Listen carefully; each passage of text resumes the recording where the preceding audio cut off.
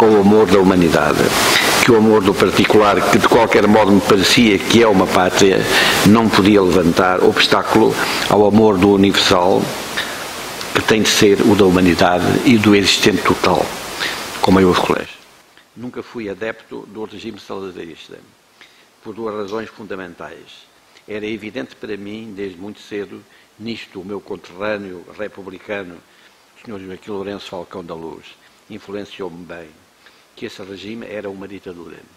Também era evidente para mim que esse regime estava ordenado para defender e promover os interesses dos social e economicamente mais poderosos, em clara desatenção aos pobres. O republicano que já referi foi, de certo, importante para eu optar desde criança pelo ideal da liberdade. O ambiente familiar cristão, em que uma certa familiarização com a Bíblia teve segura importância, pôs-me do lado dos sensíveis à pobreza e à solidariedade para com a classe pobre. Todavia, não era insensível aos discursos do chefe do governo, Oliveira Salazar, que me pareciam bem estruturados e assentes em alguns conceitos básicos que me pareciam certos. Um deles era o conceito de pátria. Eu era então uma criança, pois tudo isto me aconteceu cedo.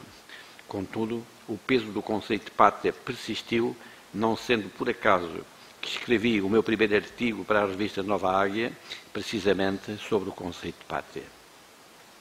Embora sempre me tenha sentido distante do patrioteirismo dos adeptos do regime corporativo, sempre me senti um patriota, um amante da minha pátria. Os agora designados por populistas voltam talvez a aproximar-se do patrioteirismo, assim se afastando decisivamente do genuíno, do puro sentimento patriótico. Lembro-me de ter tido um dia à tardinha uma breve e densa conversa política com um dos meus colegas e amigos da licenciatura em Filosofia. Fomos amigos até ao fim da vida dele, que ele já faleceu, que ambos frequentávamos na Faculdade de Letras de Lisboa, o Mário Sotomayor Cartia, em que defendia a importância do conceito de pátria no quadro de uma postura democrática. Ele objetou-me que a realidade humana era de uma vasta pluralidade de pátrias, assim desvalorizando o conceito. Parámos na altura a conversa por ali, mas eu continuei a tê-la comigo mesmo ao longo da vida. Também cada um de nós tem a sua família, o que não colide com o respeito pela família dos outros. Respeito e amizade por vezes profunda.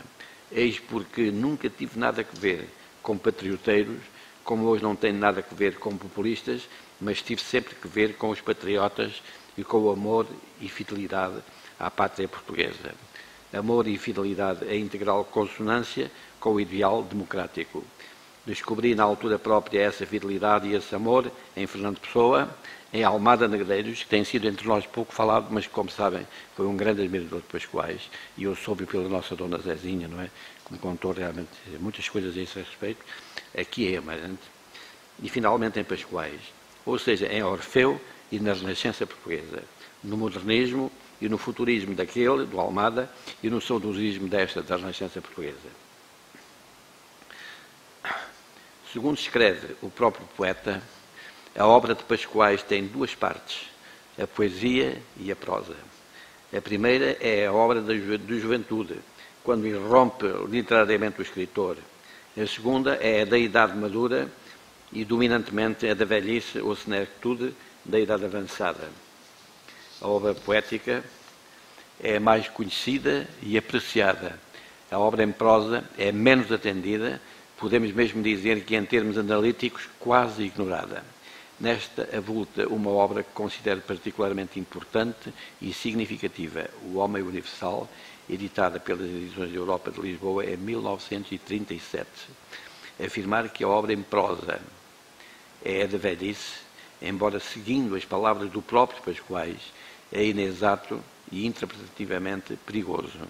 A verdade é que a obra do poeta amarantino se distribui pelo verso e pela prosa. A indicação que encontramos em O Homem Universal, eu tenho aqui a primeira edição do Homem Universal, a indicação que encontramos aqui, nesta obra, dá-nos 15 obras em verso e 12 obras em prosa, é o que está aqui. além do anúncio de uma obra no prelo, peço desculpa, também ela, em prosa, cartas a uma poetisa. Para tratar do tema que escolhi para esta intervenção neste congresso, a obra O Homem Universal apresenta uma característica especial. É uma obra de pensamento, quase uma obra de filosofia, uma reflexão de síntese e crítica de toda a obra de Pascoais. Neste sentido, é uma obra surpreendente e que me parece lançar uma luz nova sobre o poeta do saudosismo. Para esse facto, somos advertidos pelo autor logo a abrir o prólogo. Diz ele: escrevi este volume com o intuito de elucidar o leitor amigo acerca do pensamento da minha obra, desde a sua origem, 1897, ele podia ter escrito em 1896, como sabemos, é a obra que o Junqueiro não gostou, não é? E ele foi sensível a isso, eliminando-a. Até ao ano de 1937, desculpando-se desde logo pela simplicidade da sua linguagem e da estrutura. Do texto acrescenta: escrevi-o como quem conversa, em voz alta, consigo mesmo. Fim de citação. Nas suas 200 páginas, o livro, o volume, como ele diz, começa com um breve prólogo e termina com um breve epílogo, desenvolvendo-se em 13 capítulos. O prólogo e o epílogo fazem parte da conversa. Eu utilizarei muitas vezes este termo, conversa, que é aquele que ele realmente ele utiliza para caracterizar no essencial a obra.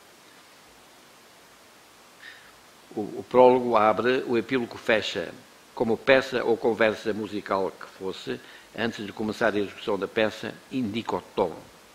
O maestro de que se serve é, curiosamente, um cientista notável, seu contemporâneo, Arthur Eddington.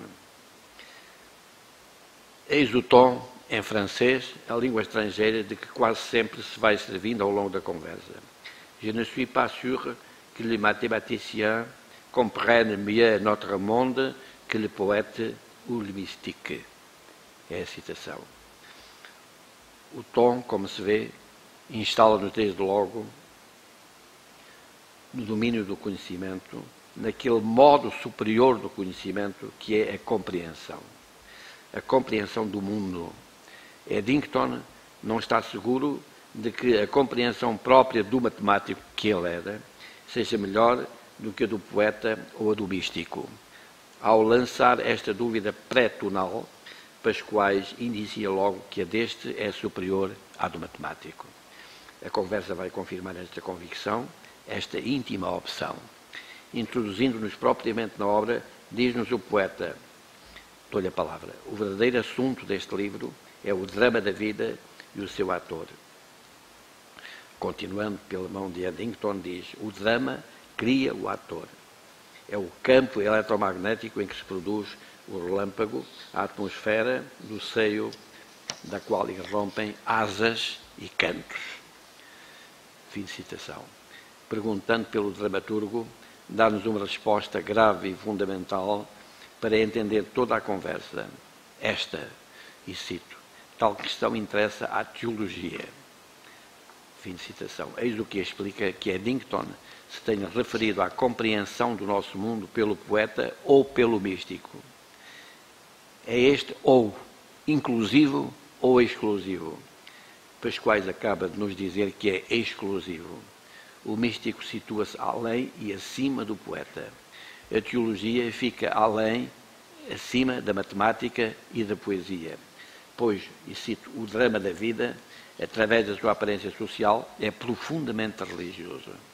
O destino do homem é ser a consciência do universo, em ascensão perpétua para Deus. Palavras de Pascoais. Havemos de ver como fecha Pascoais o seu livro, depois no epílogo, não é? E eu estou já a referi-lo porque considero fundamental atender à última linha do epílogo.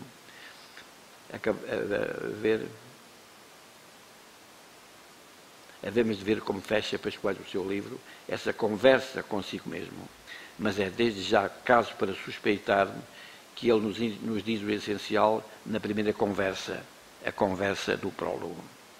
Aliás, já o tinha dito antes, tinha dito sempre, pois que este livro o Homem Universal, é a elucidação do pensamento da sua obra, desde a sua origem, 1897, na verdade desde 1896, como havemos de ver em outras citações, não é? Ele acaba por tomar em consideração o texto que mostrou ao Junqueiro, que o Junqueiro teve conhecimento, não foi ele que o mostrou, e portanto, que o levou a recusar, digamos, o início dessa sua obra. Até o ano de 37. À medida que a conversa consigo mesmo se vai desenvolvendo, podemos ver que o poeta se vai citando na sua obra poética, nesta se imbricando o seu pensamento teológico. É o que desde o início, na conversa do capítulo 1, refletindo sobre a sua cosmologia e a sua antropologia, podemos ver, diz ele, nunca me conformei com um conceito puramente científico da existência, qual é grande, ou aritmético ou geométrico, quantitativo ou extensivo. A existência não cabe numa balança ou entre os ponteiros de um compasso. E continua. A realidade não está nas aparências transitórias, reflexos palpitantes, simulacros luminosos, um aflorar de quimeras materiais. Nem é sólida, nem líquida, nem gasosa, continua ele a dizer, nem eletromagnética, palavras com o mesmo significado nulo. Fim de citação. Eis o pensamento do poeta, e dou-lhe de novo a palavra. A essência das coisas, essa verdade oculta na mentira, é da natureza poética e não científica.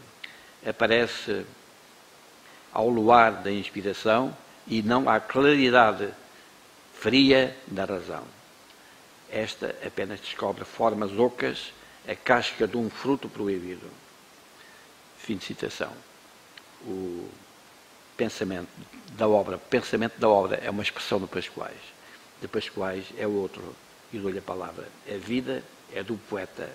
Só ele saboreia a vida até ao mais íntimo do seu gosto amargoso e se embranha nele até ao mais profundo das suas sensações e sentimentos. Digo eu, ouçamos bem, é o ser interior a tudo. É o ser interior a tudo. São palavras de Pascoais. Eis porque, de novo diz ele, a inspiração do poeta é a sua identidade com o cosmos, a exprimir-se verbalmente ou por meio da substância originária que é o verbo, o som, a música divina. E essa, escreve Pascoais, na mesma obra, claro, que é a que eu estou a seguir, ensina que a razão é irracional. Deus humano, cá está a irracionalidade, segundo ele, e sobrenatural a natureza, uma nova irracionalidade. Que a física denuncia a metafísica, tem um valor simbólico, que o corpo simboliza a alma e a complexidade fenomenal revela uma simplicidade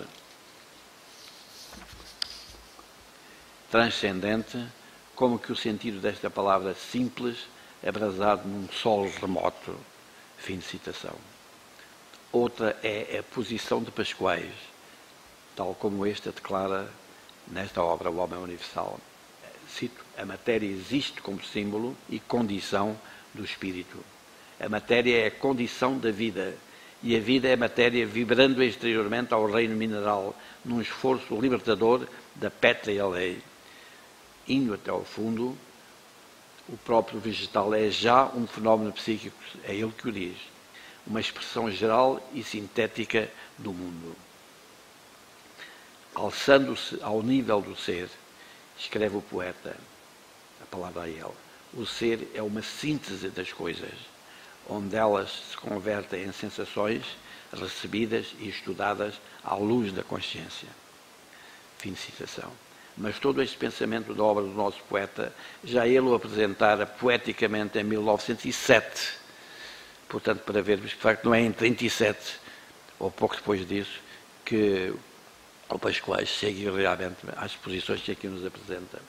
Mas este pensamento já ele o apresentara poeticamente em 1907 em Sombras, o que ele agora lembra, citando-se assim: vai-se perdendo em alma a criação.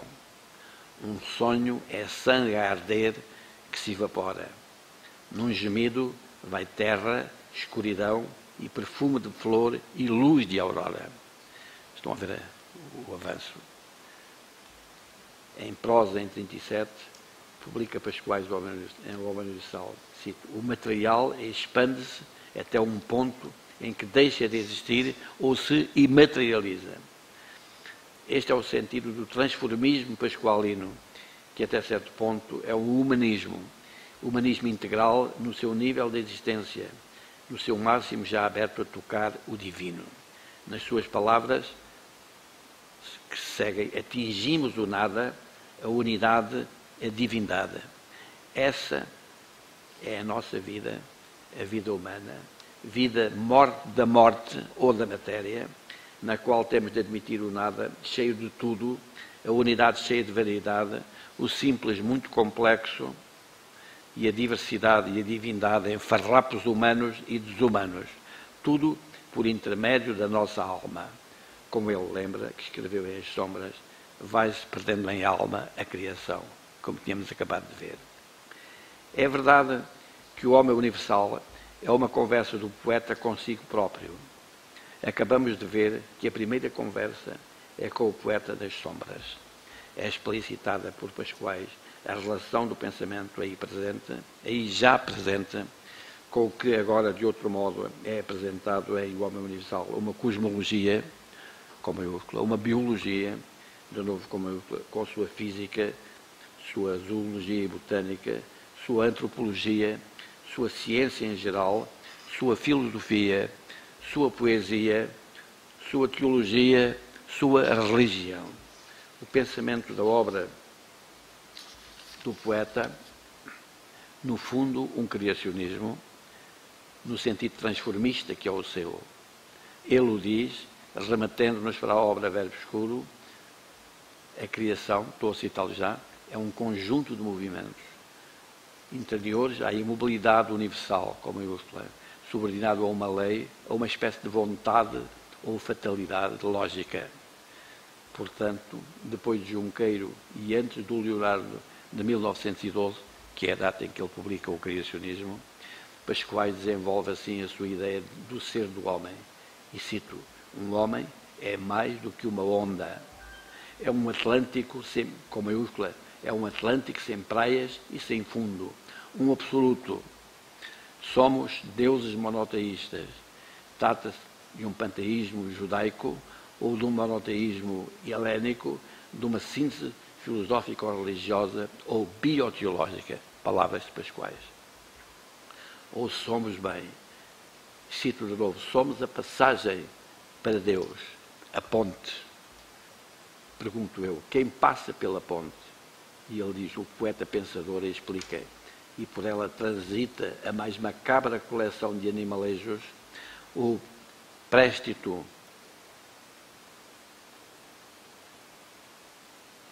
goiesco de La Sardina. Fim de citação. Mas foi também por ela que transitou aquele ser humano que o poeta Teixeira de Pascoais considera, e cito, o ser vivo por excelência, o apóstolo Paulo de Tarso, cujas frases das epístolas, diz ele, ainda hoje o deslumbravam, portanto. Referindo-se a outra sua grande obra em prosa, escreve que acompanhou o grande apóstolo nas suas viagens, perigos e naufrágios. Paulo de Tarso, pelo que escreveu sobre ele, foi acusado de tudo e do contrário de tudo. O que lhe não desagradou, antes o desvaneceu. Para haver cumprido o intuito que viso alcançar, diz ele, com esta intervenção, não digo eu, para haver cumprido o intuito que viso alcançar com esta intervenção neste Congresso, acho conveniente chamar neste ponto à colação a referência que faz o autor de O Homem Universal ao lugar concreto e inevitavelmente minúsculo onde cada um de nós viveu a vida e onde experienciamos dela o agrado e o desagrado. Eis como conversa consigo e conosco o poeta saudosista Teixeira de Pascoais. E cito, não me desagrada de desagradar a gregos e troianos, nem da Grécia, nem de Troia, mas muito obscuramente da minha freguesia, que tem um nome e alma, onde nós estivemos ontem, não é? Como qualquer latido a repercutir-se no escuro. Eu hesitei com esta do latido e, evidentemente, fui ao dicionário ver se os gatos também latem, digamos assim. Então, qualquer latido a repercutir-se no escuro. Latido, neste caso, do gato, nós permitimos, é o que eu estou a dizer. São João de Gatão, de qualquer maneira, gatão. Um gato grande, não é verdade? Pequeno, mas grande. Um lugar na ponte, na passagem para Deus, que é o homem universal. Citando Miocé, diz-nos Pascoais que o que é ser da sua freguesia. Ser da minha freguesia é beber pelo meu copo. Se de si mesmo falasse, diria, ser da minha freguesia é beber na minha fonte, que nós ontem vimos em Gatão, não é? Na minha fonte. Eu fiz as letras grandes aqui, foi o processamento, mas por vezes tenho dificuldade em encontrar. Ser de si mesmo, falasse, diria, ser da minha freguesia, beber da minha fonte em Gatão, que brota, diz ele, da minha sede, como é para estar nestas encostas, onde nós ontem também andámos, não é? Por esta sombra de árvores e penedos. Pascoais é da sua freguesia, diz ele, como poeta de certas ideias sentimentais, que talvez se possam classificar de filosóficas ou religiosas. Fim de citação. Insistindo no facto de esse pensamento sentimental se ter manifestado desde os seus primeiros trabalhos literários, 1896, como já referimos, incluindo aqui aqueles que acabou por excluir da relação completa dos mesmos devido à apreciação reprovadora de Guerra Junqueiro, registra com estranheza ao pai do Pascoais, não foi propriamente ao Pascoais que ele disse, tenha provocado, registra com estranheza que só agora a publicação de São Paulo tenha provocado tão evidente reação, diz ele. Mas o que nessa obra se encontra é tão só o fruto da sua ideia poética no alcance religioso e filosófico da mesma. O seu pensamento é ele próprio, produto do seu trabalho e da sua dor. Remetendo-nos para a sua obra Cânticos, de 25, abre o espaço para enfrentar o problema da essência do homem, na universalidade do seu ser. A citação que faz do seu poema é breve, mas de conteúdo rico. Mas o verbo divino, ao condensar-se em pobre corpo humano, não encarnou de todo e nele vive. Fim de citação do poema. Reafirmando a coerência e unidade profunda do seu pensamento ao longo de toda a sua obra, adverte-nos assim, palavras dele, na minha obra sempre considerei o homem um valor absoluto na sua atividade espiritual, que é a síntese consciente do universo. Consciente e emotiva ou científica e prática. Tudo palavras dele. Assumindo sempre o seu pensamento do conhecimento humano, lembra-nos que, e volto a dizer, antes e depois da definição científica, temos a poética ou religiosa de outro alcance transcendente. Fim de citação. A terra, palavras dele de novo, a terra é nossa mãe. É claro que está presente nos seus filhos. E quem diz terra, diz universo. Tocam-na todas as estrelas. Portanto, tudo está ligado. Tudo é, pois, universal. Ou melhor, todas as coisas, ele volta a dizer, interdependem porque não existem de verdade. Ou existem à flor do nada. É dessa inexistência existente que a alma humana é a expressão viva, pelo que a nossa alma é a consciência do universo, escreveu Pascoais. Esta posição de Pascoais, sendo claramente transcendente ao âmbito da ciência, não só não a ignora, como recorre a ela explicitamente. O poeta apoia-se em diversas obras científicas, todas em edições francesas, todas editadas em um tempo posterior à formação das suas próprias ideias. Portanto, Pascoais disse isso antes, na opinião dele. É o que ele realmente afirma na sua conversa. No caso de que nos estamos a ocupar, a obra em que se apoia é da autoria de Rosny N. Les Sciences et le Pluralisme, de 1930. Esta obra é de 37. Todavia, a leitura que faz das obras científicas que refere e cita, e são bastantes, é uma leitura crítica e sempre de índole poética e filosófico-teológica. As conversas pascuais consigo próprio e conosco, a leitura do seu livro, centram-se na natureza, com maiúscula, a alemã, digamos. Da natureza se ocupa a ciência e da natureza se ocupa todo o pensamento poético, filosófico, teológico do pensador de Gatão. Distingamos mais uma vez que só a inspiração dá o perfeito conhecimento da natureza, um conhecimento plástico e animado. A razão dá-nos apenas uma ideia abstrata e convertível em metal, por exemplo, um motor. A Helena ontem citou justamente esta passagem, lembram-se, não é? Eu fui sensível a isso, com satisfação, evidentemente. Acontece, todavia, e volto a citá-lo, que esta ideia, embora tornada prática, nada tem de comum com a realidade universal. Está mais perto dela um deus da fábula, Vênus a nascer da espuma do mar, não retoricamente ou por ser branca, mas porque no seio das águas oceânicas se formou o gérmen da vida. Assim escreveu. Considero importante prestar cuidada atenção a esta conversa de Pascoais, desenvolvida no capítulo 3. Não é por acaso que a referência a um número significativo de obras científicas se espalhe pela obra O Homem Universal.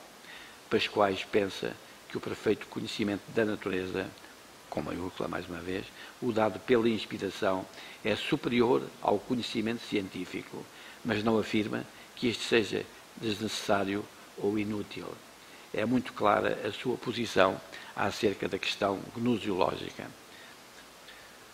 O melhor é dar-lhe a palavra para ver claro sobre o assunto. Num longo parágrafo, escreve, passo a citar: a inspiração procede com independência, por virtude própria, desprezando o espaço, como a ação à distância intemporal. A inteligência, além de dedutiva e indutiva, científica, é intuitiva, poética. E sendo científica e poética, responde às duas faces do mundo, que é formal e substancial, transitório e intransitório, onda e água. Palavras de Pascoais, mais uma vez. Mais uma vez, esta posição fundamental do pensador que escreve a obra universal nos é mostrada em Maranos, de 1911, em 8 opulentos versos confirmativos da precocidade filosófico-gnoseológica e ontológica patente num dos seus maiores poemas, Maranos, o que não escapou à leitura hermenêutica de Jaime Cortesão. A afirmação, que é citada, aliás, pelo padre que esteve ontem aqui connosco, como é que ele se chama? O jesuíta que esteve ontem connosco. Mário Garcia, exatamente. Natural de Moura, aliás.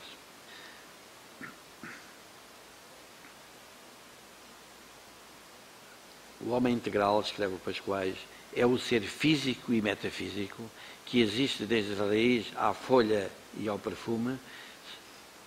Se compararmos a criação a uma árvore, a um organismo transformador de imateriais invisíveis no maravilhoso espetáculo das coisas. E são elas que se contemplam através dos nossos olhos. Adquirem em nós a sua atividade espiritual, transcendente e imanente em reflexão sobre si mesma ou sobre o panorama exterior. Verdadeiramente, chegamos, digo eu, ao ácume da preleção filosófica de Pascoais, ou da conversa filosófica de Pascoais, que exclama: esta atividade é o ponto central e crucial de todas as energias naturais, a sua unidade permanente, a alma humana. Fim de citação. Ele o dissera já em Maranos, e cá veio os tais 8 versos. E num estonteamento interior, vou através de caos confundidos, de estrelas hesitantes, mundos vagos e noturnos desertos esquecidos. Vou em procura de mim próprio, ao longo de infinita e deserta escuridão, e de forças ocultas que se cruzam num sítio que é meu triste coração. Brilha em todo este esplendor verbal a magia da universalidade do pensamento íntimo do poeta de Catão, como que respondendo com algum enfado aos cegos para essa universalidade, diz ele na conversa que tem consigo e conosco neste volume. De novo a palavra a Pascoais. Sempre considerei o ser inteligente como tendo um valor universal, desde o início espontâneo da minha obra. Fim de citação. No sempre, como que bradou, ó natureza, qualquer coisa existe de íntimo entre o meu peito e a tua essência. Estamos, diz, perante o esboço da concepção existencial do homem, como dizem hoje, diz ele daquela altura que escreveu alguns filósofos alemães, como afirma, seguindo Berdyaev, cinq méditations sur l'existence e de la destination de l'homme, outra obra do Berdyaev, de novo na tradução francesa. Desta última obra, cita a página 73. L'homme est déchu et pécheur, assoiffé de guérison et de salut. Tout en étant un créateur appelé à parachever la création du monde. Esta é a citação do Pascoais. Uns anos antes, em 1912, delineara ele fulgurantemente o seu pensamento fundamental, palavras dele, pensamento fundamental, no regresso ao paraíso. Assim, vede o homem sonhando e pelo sonho remindo as ermas coisas transitórias, concluindo a imperfeita criação que Deus iniciou. Fim de citação. Esta concepção do poeta ou filósofo estende o nosso Pascoais aos cientistas, como já vimos. É agora o caso da referência ao cientista francês Alexis Carrel, médico autor da famosa obra que veio pouco tempo depois a ser editada entre nós, L'homme c'est inconnu, o homem esse desconhecido, que foi traduzida rapidamente na altura. Eu tive na altura conhecimento da obra do Carrel quando foi publicada a tradução em português. Ousado como sempre, sentiente, como diria o Zubiri, não é? Sentinte e pensante, de índole criadora, já ele escrevera no São Paulo. Há no instinto animal um conhecimento integral do cosmos, racionalmente inexplicável e, portanto, milagroso. O instinto conhece tudo e, sendo o próprio conhecimento inconsciente, realiza tudo. Fim de citação. E continua. Conhecer é ser. Estes dois verbos representam a mesma ação. Numa linguagem maravilhosa, digo eu, linguagem de milagre excessivo, expressivo, o poeta lança assim para a conversa. As coisas sabem ser o que são. Maravilha. As coisas sabem ser o que são e por isso existem. No sempre, de 1898, pensando na atual interpretação da natureza, ele termina o seu livro no dia 2 de janeiro de 1937, já influenciado por Heisenberg e pensando, portanto, no espaço, deixou-nos estes dois versos. Quem é que ouviu falar desse palmo de terra ilimitado? A pátria, digo eu, também é espaço com minúscula. Espaço com minúscula. Espaço é Amarante, é Gatão, é Portugal. É na ilimitação do espaço com maiúscula da cosmologia que têm de ser entendidos, vividos e amados. Pascoais refere-se, obviamente, ao espaço da física, sua contemporânea, espaço com maiúscula, da física sua contemporânea, ao qual estava atento, mas coloca a par deste o seu espaço do Tâmega e do Marão. É na ilimitação do espaço cósmico que a sua pátria e o seu patriotismo têm de ser entendidos. Ele o disse poeticamente em 1898. É importante ver que ele o disse muito antes destes cientistas o terem publicado, cientistas que eu vou mencionando a ele, não é? No sempre. Ele o disse poeticamente em 1898 no sempre. Ouçamo-lo com atenção, é que o homem universal agora intencionadamente nos obriga.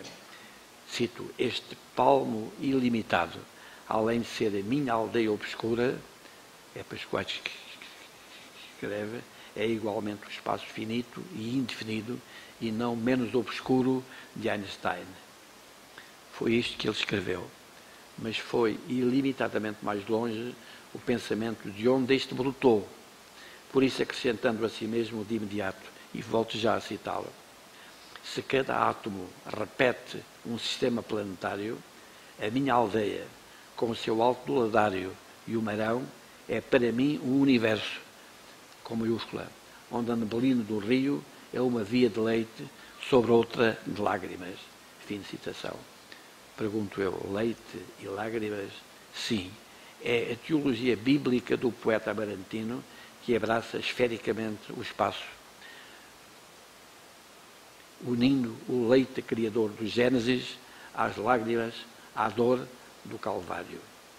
O homem universal de Teixeira de Pascoais é a unidade suprema do Gênesis e do Calvário. É o que o poeta de Amarante diz a si próprio na conversa que desenvolve nesta obra. Escreveu neste volume para nós. Dilo nesta conversa de maneira quase fugazmente audível. Dilo lá mais adiante, mais audivelmente, para ouvidos mais necessitados. Algo, por exemplo, e cito, o homem é Gênesis e redenção, pecado e arrependimento, o Éden e o horto, com maiúsculas. 2 jardins, o das flores e o das lágrimas. Fim de citação. A antropologia de Pascoais exige, para ser bem entendida, ser apresentada à luz da cosmologia do poeta. O animal excede o vegetal, diz ele, e este o mineral. E o homem, sendo o mundo, excede o mundo para o definir ou abranger em pensamento. Em síntese, e cito assim, o mundo é o homem feito de terra e céu, de física e metafísica e de outros elementos ignorados, não do nosso ser, mas da nossa inteligência. Fim de citação. Claro que o problema de Deus, eu vou entrar num ponto fundamental, para o qual chamo a vossa atenção. Claro que o problema de Deus é a componente fundamental da concepção pascualina do homem universal. A consideração do pensamento de Pascoais a este respeito tem de ser enfrentada com imenso cuidado e devo reconhecer que não me é possível, no quadro desta intervenção, levá-la a cabo satisfatoriamente. Peço que aceitem, no limite, a ter-vos apresentado algumas breves e limitadas ideias. Para o nosso poeta pensador, que passo de novo a citar, dentro da existência, o homem participa do universal e fora dela participa do divino. Fim de citação. O que querem estas palavras dizer? Pergunto eu, Deus existe? Perguntamos nós, evidentemente. Eis como Pascoais nos responderia. Passo a citá-lo. Se Deus existisse, então seria o mármore da sua estátua. E se vivesse, a carne das suas vítimas. Precisamente existir e viver, atenção a isso. A carne das suas vítimas. Mas não existe nem vive. E por isso eu creio nele. É o que ele diz. Isto são palavras de Pascoais. Logo concluo eu e concluímos nós, há crença em Deus. Mas o que é esta crença? Passo a citá-lo de novo. Esta crença tem de ser de um metal mais precioso que a simples crença numa árvore ou a de um cão no seu dono. Pensar nisto. Eu já tive 23 gatos, não é? Também podia dizer nos meus 23 gatos. Vivi sei por experiência própria. Pensar nisto. Aconselho eu, o cão acerta ao crer no seu dono. O seu dono existe e merece a sua confiança. A crença do homem em Deus tem de ser absolutamente mais do que isto. Cito Pascoais, Deus não é dono ou senhor, nem juiz ou protetor. É o significado transcendente da vida humana e a garantia do seu merecimento. Oiro da moeda. Fim de citação. Pergunto, acredita o poeta na sua existência? A resposta de Pascoais é completamente clara. E passo a citá-lo. Se eliminasse da minha inteligência a ideia de um princípio superior, as duas palavras com maiúsculas, perderia toda a consideração por mim e pelos outros. É ele que está a dizê-lo. Ficaria a rir-me de tudo, como qualquer idiota, mais ou menos voltairiano ou transcendente. Fim de citação. Positivamente, digo eu, e passo a citá-lo de novo, felizmente, estou a citá-lo, felizmente, esse princípio superior é uma bela realidade. Sem ele não haveria um Platão, um Kepler, um Newton, um Dante, um Shakespeare. Através destes génios, pressente-se o divino. Fim de citação. Foi Pascoais que esteve a falar. Né? Dito de outro modo, e volto a falar Pascoais, sem o espírito, com maiúscula, não haveria espíritos, com minúscula. Fim de citação. Quanto à relação do homem com Deus, passo a citá-lo de novo. O homem está separado de Deus e unido. Todo o traço de separação é de união e vice-versa. A ponte e o abismo. O homem e Deus. A razão e o absurdo.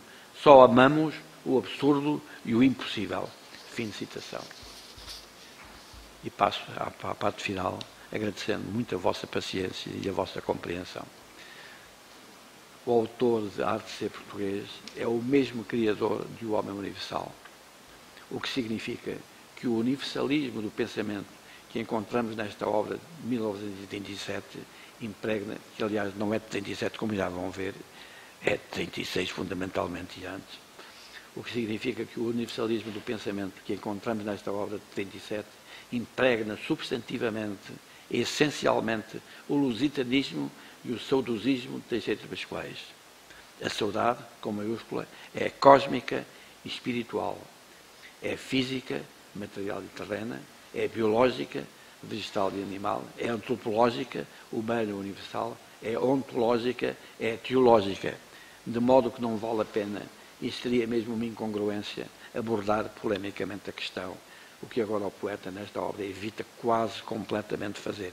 Não completamente, como viram, como agora falou nos surdos e tal, e portanto, claro que aqui continua o ataque. Não é? O sentido do pensamento que governa a obra de Pascoais, poética e em prosa, é absolutamente o do universal.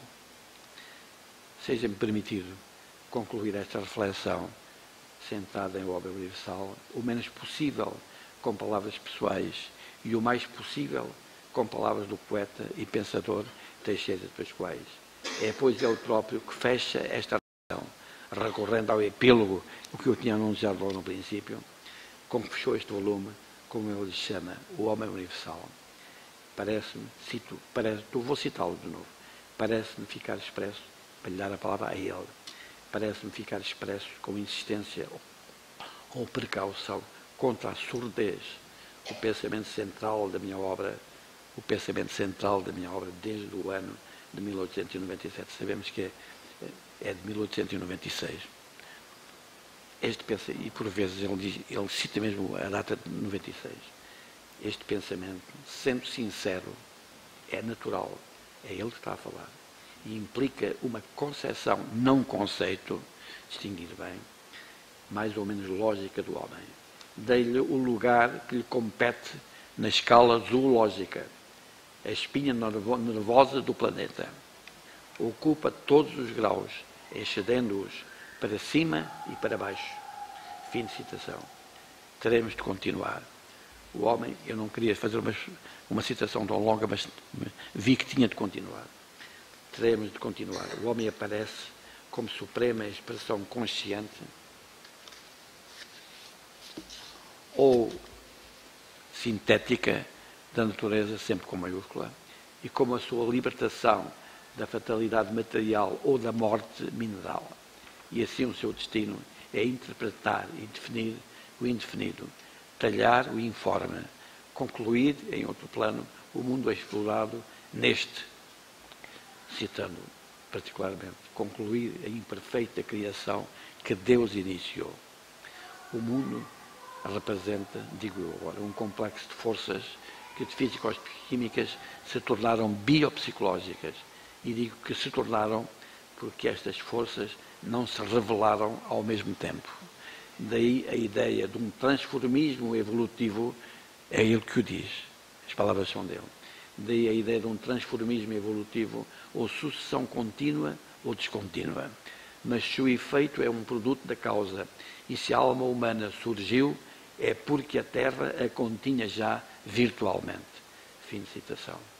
Atentemos bem no que segue, peço-vos. O universo, em primeira e última análise, é de qualidade espiritual. Fim de citação. Isto foi Pascoais que escreveu isto. O parágrafo final, em que Teixeira de Pascoais expôs toda a solenidade e emoção do pensamento da sua vida, deixa-nos a sua mensagem de profeta. Passo a citá-lo. A criatura afastou-se do Criador por tendência da sua própria condição. E emendar este erro, foi ele que escreveu isto. Veja-se a gravidade desta ideia. Emendar este erro é a própria atividade do cristianismo. Atividade social e individual, aperfeiçoadora da irmandade com maiúscula, pelo aperfeiçoamento dos irmãos. Fim de citação. Finalmente, ainda dentro da obra, ainda dentro da conversa, e estou mesmo a terminar, agradecendo muito à moderadora a sua imoderação. Ela já sabia que eu, de certo modo, não só lhe pedia, quase queria exigir isso. Só um minuto, ainda bem. Finalmente, ainda dentro da obra da conversa, mas imperativamente vindo do mais fundo dela e da vida gloriosamente vivida, eu agora vou contar também convosco a inteligência para perceber até onde é que eu quero chegar com a maneira de terminar isto. Eu tinha mesmo que chegar aqui. E da vida gloriosamente vivida é-nos entregue a surpresa desta indicação fraterna, graficamente à parte. Está aqui, eu posso abrir a página já. Para fechar mesmo a conversa. Aspas. 2 de janeiro, 1937. Ponto final. No dia 2 de janeiro de 1936, falecera, vindo da sua terra natal, onde fora festejar o aniversário, numa curva de Baltar, o fraterno amigo, o universal Leonardo Coimbra. Sem aparentemente o dizer, foi o que Pascoais disse, a chave com que fechou a sua conversa consigo, conosco, com Leonardo, sobre o homem universal. Os meus agradecimentos à vossa atenção. Obrigado.